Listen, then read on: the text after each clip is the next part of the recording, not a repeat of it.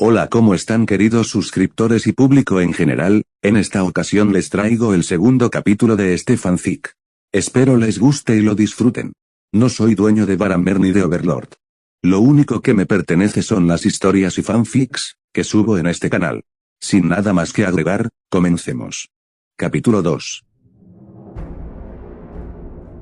El aire olía a ozono y carne quemada.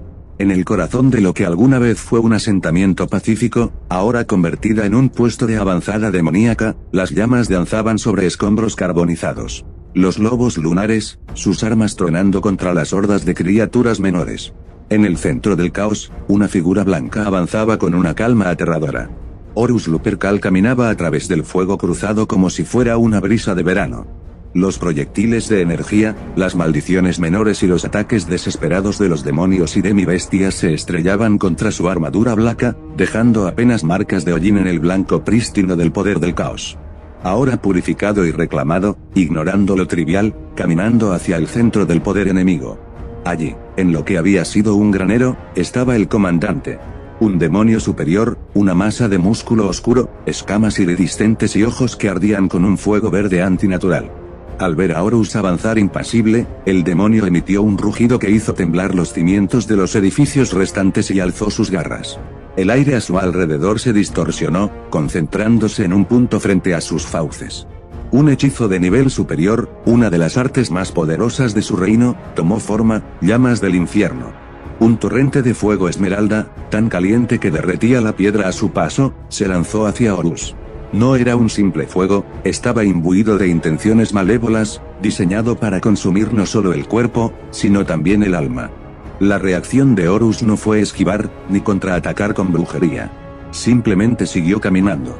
El remanente del poder de los dioses oscuros que aún retenía, purgado de su corrupción pero no de su potencia, actuó como un escudo metafísico. Las llamas del infierno chocaron contra él, lamieron su armadura blanca con furia, y simplemente se extinguieron. No hubo humo, no hubo chisporroteo. Fue como si un océano intentara ahogar a una montaña. Las llamas no podían quemar a alguien que ya había ardido en el corazón mismo de la disformidad, que había sido forjado y destrozado en su núcleo, y que, contra todo pronóstico, había regresado. El calor era un mero cosquilleo comparado con el fuego que una vez había consumido su alma. Horus atravesó la cortina de fuego extinguida y se detuvo a escasos 3 metros del demonio comandante. El silencio que creó fue más ensordecedor que cualquier explosión. Bajó la mirada hacia la criatura, que ahora retrocedía un paso, la confianza de su rostro demoníaco reemplazada por una perplejidad incipiente y temerosa. El diálogo del juicio no fue un grito de batalla. La voz de Horus salió de los altavoces de su yelmo como un trueno contenido, una vibración profunda que resonó en los huesos del demonio y heló la sangre de cualquier mortal que pudiera oírla. He visto la verdadera cara del mal, criatura, dijo, cada palabra cargada con el peso de 10.000 años de traición y remordimiento. No sus caricaturas, no sus siervos. He estado en su trono. He sido su instrumento preferido y el arquitecto de sus mayores victorias. He sentido su promesa y he vivido para verla como la mentira absoluta que es. El demonio bufó, echando vapor negro por la nariz. Eres solo un mortal. Tu alma alimentará los hornos de Nazarick por la eternidad. Horus inclinó ligeramente la cabeza. Tú, solo eres un carnicero mediocre en un jardín que aún no conoce la verdadera plaga. Matas campesinos, torturas almas simples. Tu mal es pequeño, ordenado, casi administrativo. Su voz se volvió aún más fría. Pero yo sí conozco el horror. Y he venido a traer su conclusión. El comandante demonio, enfurecido por el desprecio y sintiendo una amenaza existencial que nunca antes había experimentado, abandonó la magia. Se lanzó al ataque físico, un blur de oscuridad y músculo. Sus garras, ahora imbuidas de un veneno sombrío que podía licuar el acero y corroer la energía vital, se dirigieron al gorjal de Horus. Horus fue más rápido de lo que cualquier ser de ese mundo, acostumbrado a los héroes de nivel épico, podía procesar. No fue un movimiento de velocidad sobrenatural, sino de eficiencia absoluta, perfeccionado en 1000 batallas a través de la galaxia. Con un movimiento fluido que parecía casi perezoso, Horus giró ligeramente el torso y levantó el antebrazo izquierdo. La garra demoníaca, capaz de destrozar un tanque, se estrelló contra la placa de adamantio y ceramita. El impacto no produjo un sonido metálico, sino un boom sordo que generó una onda de choque visible. El suelo de piedra a sus pies se agrietó en un patrón de telaraña, y el demonio sintió como se le entumecía el brazo hasta el hombro. Horus no había desenvainado su arma principal hasta ese momento. Con la misma fluidez, su mano derecha se cerró alrededor del mango de rompealmas, la maza de energía que había forjado en otro tiempo, ahora un símbolo de su expiación. No hubo un gran molinete, ni un grito. Solo un arco corto y devastadoramente preciso. La maza no solo golpeó, impactó. Se estrelló contra el costado del demonio comandante. No hubo un crujido de huesos, ni un desgarro de carne. En su lugar, hubo un destello de luz blanca pura, un resplandor que no cegaba sino que parecía revelar. Era la energía residual del poder heredado de Horus, el eco purgado de la divinidad del caos. Y esa energía no se contentaba con destruir el cuerpo. Desintegró la esencia misma del demonio. Su forma física, su conexión con el reino demoníaco de Nazarick, la energía negativa que lo sostenía, todo fue deshecho a nivel fundamental. No hubo regeneración posible, no había fragmentos de alma que pudieran retirarse al grito de dolor de su amo para ser reformados. Fue una aniquilación total y absoluta, un borrado de la existencia que ni los más altos hechizos de resurrección de ese mundo podrían revertir. Con un solo impacto descendente, el comandante demonio, un ser que habría requerido un grupo completo de aventureros de máximo nivel y una batalla épica para ser derrotado, fue reducido a un fino polvo grisáceo. El polvo se arremolinó en el aire por un momento, capturado por la onda de choque del golpe, antes de depositarse suavemente sobre el suelo agrietado. Nunca tocó el suelo como un cuerpo. Alrededor, el silencio cayó de repente. Los últimos estallidos de los Volters cesaron. Los gruñidos de las criaturas menores se apagaron. Los marines espaciales invocador por Horus, sus tareas de limpieza completadas, aseguraron el perímetro y se volvieron hacia su primarca. Sus yelmos inexpresivos lo observaban, pero en sus corazones genéticamente modificados, un raro sentimiento de asombro reverberaba. Habían visto poder antes, pero esto había sido algo diferente. No era furia. Era una sentencia. Horus bajó rompealmas, el campo de energía de la cabeza de la maza desapareciendo con un zumbido tenue. Sus ojos, detrás de la lente de su yelmo, escanearon el área. Vio las jaulas abiertas, los pocos supervivientes humanos siendo atendidos por los hermanos de batalla médicos. Vio el asentamiento liberado, un conflicto local en un mundo desconocido para él. Por primera vez en milenios, desde mucho antes de caer en la herejía, no sintió el peso ardiente de la ambición, ni la sed insaciable de conquista, ni el aguijón amargo de la traición. En su lugar, sintió algo extraño y quieto, el frío alivio del deber cumplido. Un deber simple, sin gloria cósmica ni destino manifiesto.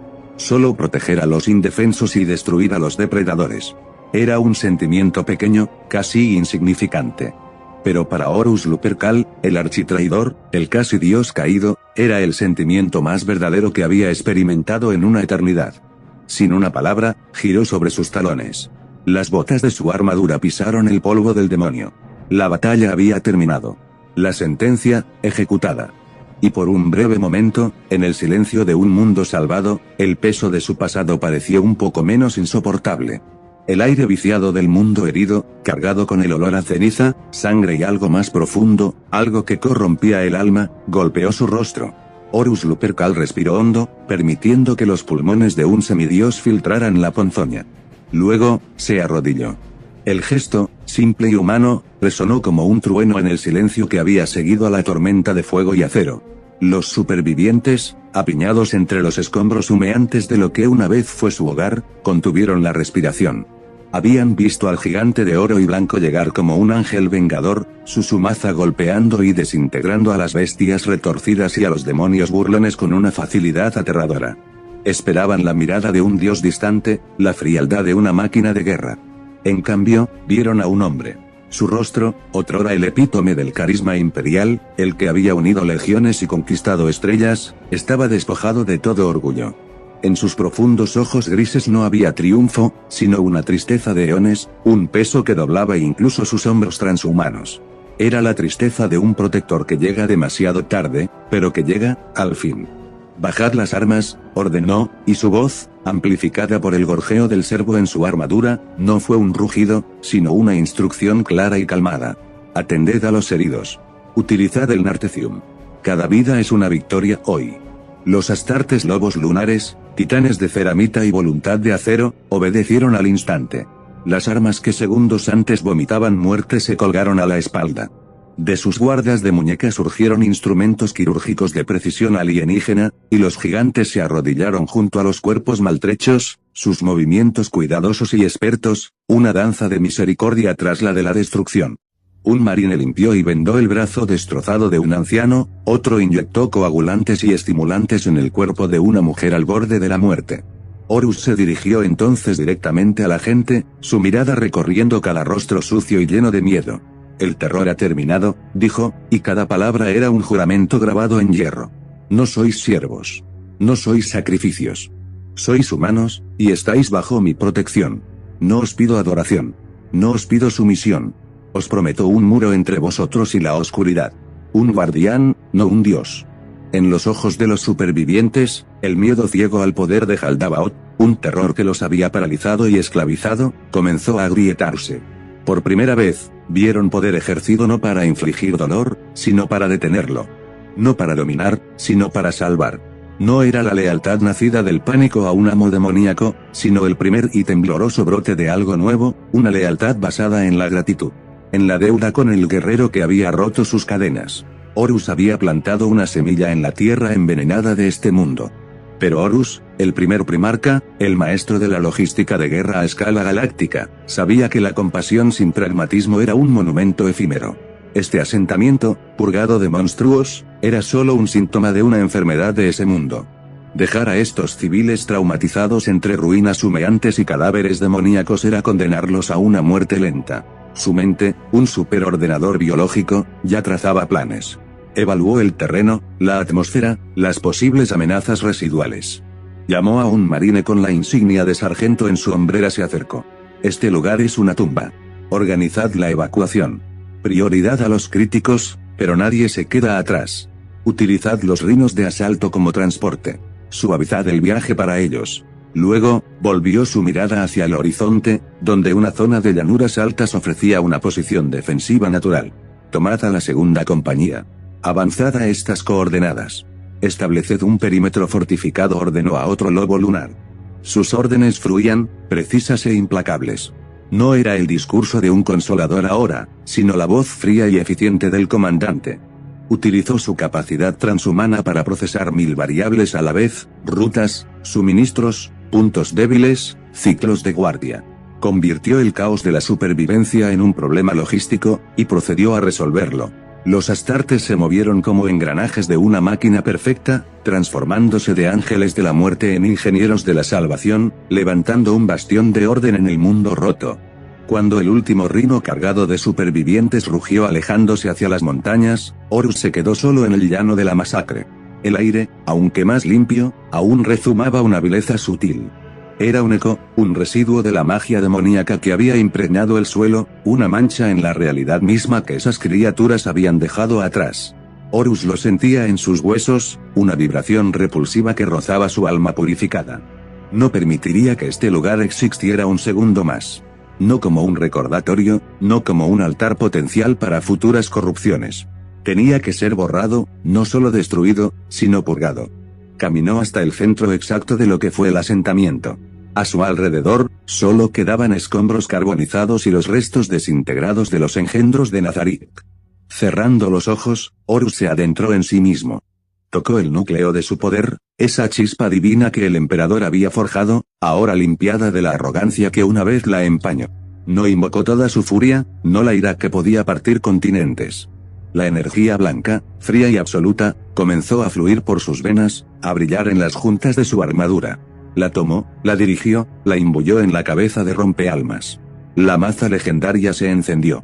No con el calor de un reactor, sino con la luz blanca y pura de una estrella recién nacida, un fulgor que no cegaba, sino que revelaba, que limpiaba. Horus levantó a Rompealmas a 2 manos, el asta apuntando al cielo contaminado.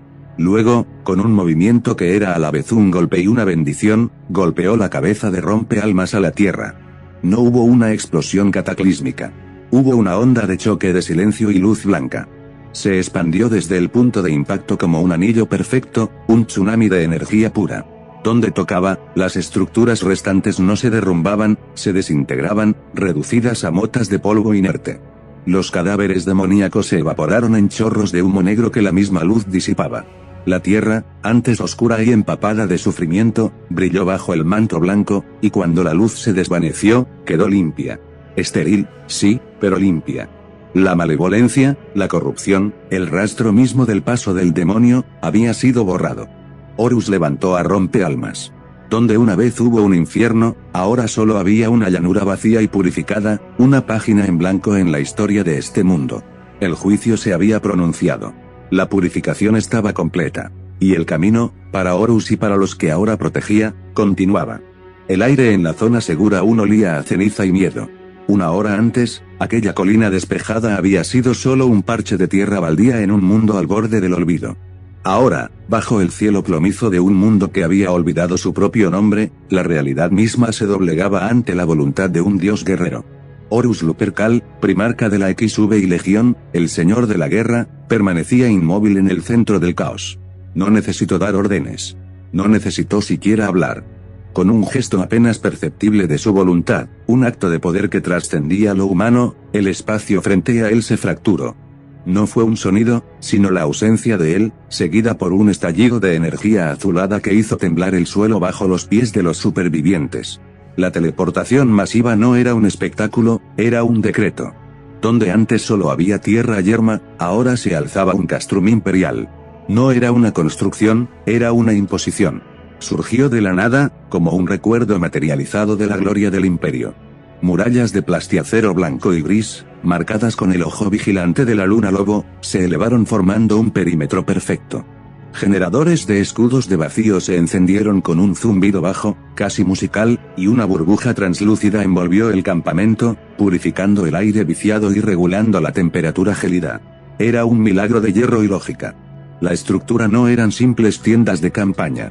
Eran búnkeres prefabricados. Sus líneas eran limpias, utilitarias, una geometría de seguridad en medio del caos orgánico del mundo. Desde sus tejados, antenas de comunicaciones barrían el espectro electromagnético, buscando señales de vida o amenaza. El edificio central, más ancho y bajo, estaba marcado con el símbolo de la hélice médica, roja sobre blanco. Allí, los apotecarios de los lobos lunares esperaban. Sus armaduras de ceramita, blancas e inmaculadas, contrastaban brutalmente con la sangre y la suciedad que manchaban a los heridos. Sus movimientos eran precisos, económicos. Desplegaron suministros que este mundo, olvidado durante siglos, jamás había imaginado, geles de reparación dérmica que sellaban heridas en segundos, analgésicos sintéticos que borraban el dolor sin nublar la mente. Nutrientes de alta densidad que revertían la inanición en horas. Era medicina elevada a arte, y ellos sus sacerdotes silenciosos. La defensa era pasiva, omnipresente, tranquilizadora. En los flancos de la colina, torretas Volter automatizadas se desplegaron desde paneles en el suelo, sus cañones gemelos siguiendo patrones de barrido predeterminados. Nada, ni una rata mutante, se acercaría a los supervivientes sin el permiso explícito del primarca. La seguridad no era una promesa, era un hecho arquitectónico. Horus comenzó a caminar. Su armadura, serpiente blanca, era una obra maestra de oro y blanco, resplandeciente con una autoridad intrínseca. Con cada paso, la tierra parecía afirmarse. Se movió entre el flujo de supervivientes que los astartes guiaban con suave firmeza hacia el campamento. Su presencia era abrumadora, una montaña de poder y leyenda que se movía entre hombres rotos. Pero había algo diferente. Había retraído conscientemente su aura, esa cualidad psíquica que hacía que los mortales sintieran un terror animal ante su majestad. Ahora, lo que irradiaba era una calma imponente, una certeza absoluta. Se detuvo frente a un grupo apiñado junto a una roca. Eran una docena, tal vez. Temblaban, pero no solo de frío. Temblaban del shock que sigue a cuando el miedo se va, dejando solo el vacío del trauma. Una mujer, joven pero con los ojos envejecidos por el horror, intentaba levantarse, arrastrando a un niño pequeño pegado a sus faldas. Sus piernas cedieron. Horus se inclinó. Fue un movimiento deliberado, lento, para no asustar. Con los dedos de su guantelete izquierdo, activó los mecanismos de liberación. Con un siseo de presión igualada, el guantelete de su mano derecha se desprendió, revelando la mano desnuda del primarca. Era una mano enorme, poderosa, Una mano que había estrangulado a reyes xenos en mundos lejanos, que había empuñado la garra de la guerra para destruir fortalezas. Esa misma mano se extendió ahora, palma hacia arriba, ante la mujer. Ella miró la mano, luego su rostro. En los ojos de Horus, de un gris tormentoso, no había condescendencia. Había un reconocimiento. Un entendimiento del peso que ella cargaba. «Toma», dijo su voz. No era un trueno, sino un bajo profundo que vibraba en el pecho de todos los presentes, como el sonido de una montaña hablando. Era autoridad, pero templada en bálsamo. La mujer, moviéndose como en un sueño, puso su mano temblorosa en la de él. Sus dedos eran como ramitas contra el tronco de un roble. Horus cerró suavemente su puño, no para apretar, sino para envolver. Con una fuerza infinita y controlada, la levantó hasta ponerla de pie, estable. El niño se aferró a su madre, escondiendo la cara. Horus mantuvo su mirada en la mujer. «Aquí el dolor termina», declaró, y sus palabras no eran un consuelo vacío, eran una ley física, un nuevo estado del universo que él decretaba. Luego, alzó la voz solo lo necesario para que todos a su alrededor lo oyeran. «Mi guardia no dormirá mientras ustedes descansan. Estas paredes son vuestro escudo. Este aire, vuestro alivio. Coman de nuestro pan. Sanen con nuestra ciencia. Y recordad este día, no como el día del terror, sino como el día en que el tiempo de los demonios encontró su límite. Y ese límite soy yo». No hubo vítores. No hubo lágrimas de alegría. Hubo algo más profundo, un suspiro colectivo, el sonido de una tensión que se rompía después de mucho tiempo. Horus volvió a ponerse el guantelete y continuó su camino, dejando atrás un silencio cargado de un nuevo tipo de asombro. Dentro de la burbuja del escudo, el contraste con el exterior era tan absoluto que resultaba desorientador. El aire olía a ozono limpio y antiséptico. La luz era brillante y constante, emanando de luminarias en el techo. Los que hacía apenas una hora esperaban, con una resignación espantosa, ser desollados vivos por las cosas retorcidas que se arrastraban en la noche, ahora yacían en camillas de alta tecnología, bajo mantas térmicas de un material suave como la seda. El campamento era un cuadro vivo del trauma humano. En una sección, muchos yacían en estado catatónico. Sus ojos estaban abiertos, viendo no la sala blanca, sino algún horror interior que se repetía en un bucle infinito. Otros, los que aún conservaban un hilo de conciencia, miraban fijamente a los astartes. Los gigantes de 2,5 metros de altura, cubiertos de ceramita y armamento, se movían por el espacio con una gracia inquietante para su tamaño. Para estos supervivientes, criados quizás en cultos de dioses olvidados o en la más absoluta incredulidad, aquellos no eran soldados. Eran ángeles. Ángeles de metal y furia, enviados por una deidad en la que habían dejado de creer hacía mucho tiempo. Una madre susurraba a su hijo, señalando a un lobo lunar que ajustaba el caudal de un generador: «Mira, hijo. Los enviaron los dioses. Al final, no nos habían abandonado». Un anciano, con las manos deformadas y ahora vendadas con gel regenerativo, observaba a Horus, que ahora estaba de pie en una plataforma de observación, su mirada escrutando el horizonte más allá del escudo. El anciano no dijo nada. Solo asintió lentamente, una vez, como si un rompecabezas terrible finalmente tuviera sentido.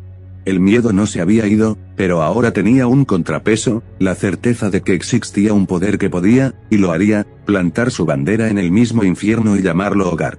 El campamento, el Castrum Lupercal, era más que un refugio. Era una declaración. Un faro de lógica y fuerza en un mar de pesadilla. Y en su centro, inmóvil como una montaña, Horus Lupercal velaba. El dolor, tal como había dicho, había encontrado allí su fin. Y la esperanza, frágil y temblorosa, comenzaba su difícil renacer. El aire en el campamento Castrum Imperial era denso, cargado con el olor acre de la tierra quemada, la pólvora y el débil aroma medicinal de los ungüentos de los apotecarios. La mole de Horus, aún imponente a pesar de haberse arrodillado, proyectaba una sombra protectora sobre el pequeño grupo de supervivientes. Sus ojos, pozos de experiencia milenaria, escudriñaban cada temblor, cada parpadeo, cada cicatriz en aquellos rostros demacrados. No era la mirada de un general evaluando un recurso, sino la de un protector contemplando el costo de una derrota que él no había podido evitar. El anciano con las cicatrices rituales habló, y su voz, un susurro ronco, pareció rasgar el silencio sagrado que había caído sobre el campamento. «Es la granja de piel, mi señor». Las palabras flotaron en el aire, grotescas, obscenas. Horus no se inmutó, pero en las profundidades de sus ojos, algo se reconfiguró. No era sorpresa, era el reconocimiento de un patrón de maldad tan metódico que trascendía la simple crueldad para convertirse en industria. ¿Por qué?, preguntó Horus, su voz un bajo trueno contenido, dirigida no solo al anciano, sino al dolor acumulado en todos ellos. El superviviente tragó saliva, sus dedos huesudos acariciando inconscientemente las marcas en sus brazos. Para sazonarla, murmuró, como si la explicación fuera aún más vergonzosa que el acto. El dolor, la agonía. Dicen que se graba en la piel. Que cuanto más se sufre antes de legación. Proceso, más poder retiene el pergamino. Nuestro miedo es su tinta. Nuestra desesperación, su sello. Un escalofrío colectivo, no de frío, sino de un horror íntimo y comprensivo, recorrió a los astartes presentes. Eran guerreros forjados para soportar cualquier dolor, pero esta perversión, esta alquimia sádica que transformaba el sufrimiento en un commodity, era algo nuevo. Era una blasfemia contra la propia condición de ser vivo. Fue entonces cuando la mujer joven, envuelta en una manta térmica, alzó la voz desde atrás. Había un fuego distinto en sus ojos, no de miedo, sino de una rabia pura y cristalizada. El que usted mató era un perro guardián. Un capataz. El arquitecto. Es Jaldabaoth. El emperador demonio. Pronunció el nombre como una maldición, y el aire pareció oscurecerse alrededor de ellos. Divide su territorio en distritos de producción. Decreta que la humanidad es ganado. Nada más. Y en su capital. Su voz se quebró por un instante, no por el llanto, sino por la abrumadora magnitud de la imagen. Dicen que es una ciudad que canta con el dolor de 1000 pueblos. Un monumento a todo esto. Jaldabaoth, el nombre resonó en el cráneo de Horus, ya no como el de un rival estratégico en un mapa holográfico, sino como una clave patológica. No era un conquistador que buscaba territorio o tributo. Era un agricultor en el campo más macabro e imaginable, un industrial del alma. La logística del horror. La frase surgió en su mente, perfecta, terrible. Este imperio no se expandía mediante la guerra, se alimentaba mediante una cosecha sistemática y eterna. Horus se levantó.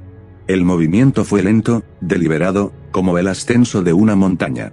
El sonido de la cerámica y el plastel de su armadura fue el único ruido en el mundo. Su mano derecha, grande incluso para un primarca, se cerró en el vacío junto a su cadera, donde colgaba rompealmas. No fue un gesto de amenaza inmediata, sino la búsqueda instintiva de una verdad tangible, del contrapeso de hierro y voluntad frente a la aberración descrita. Su rostro, iluminado por las luces frías del campamento, era una máscara de nobleza antigua fracturada por una furia primordial. Pero no era la furia ambiciosa de un hijo que anhela el trono, ni la ira fría del estratega frustrado. Era algo más profundo, más antiguo, arraigado en el núcleo mismo de lo que un primarca debía ser, un exterminador de monstruos. Una indignación moral, pura y ardiente, que consumía cualquier otra consideración. Un imperio construido sobre el desuello y la cosecha de los indefensos no es un imperio, sentenció, y cada palabra cayó como un yunque, forjando una nueva realidad en la mente de todos los presentes. No había espacio para la duda, para la negociación. Es una herida en la existencia. Hizo una pausa, sus ojos barriendo a sus lobos lunares, cuyos puños se cerraban con fuerza suficiente para pulverizar hueso, los hermanos de la justa medida, cuyos rostros normalmente impasibles mostraban un asco profundo, los lobos lunares. Que gruñían bajos con un odio animal hacia esta cacería invertida. Y yo voy a cauterizarla. Al pronunciar la última palabra, su mirada se clavó en el horizonte, más allá del campamento del Castrum Imperial, hacia la oscuridad que envolvía el planeta. Ya no veía un teatro de guerra. Veía un tumor. Y tenía el nombre del cáncer, Jaldabaoth. La misión había trascendido lo táctico. Esto no era una campaña, era una cirugía cósmica. Una exterminación. Horus había escuchado el testimonio de las víctimas. La próxima vez que Rompealmas se alzara, no lo haría para derribar a un rival, sino para segar la raíz de una industria del sufrimiento y su arquitecto, cosechado.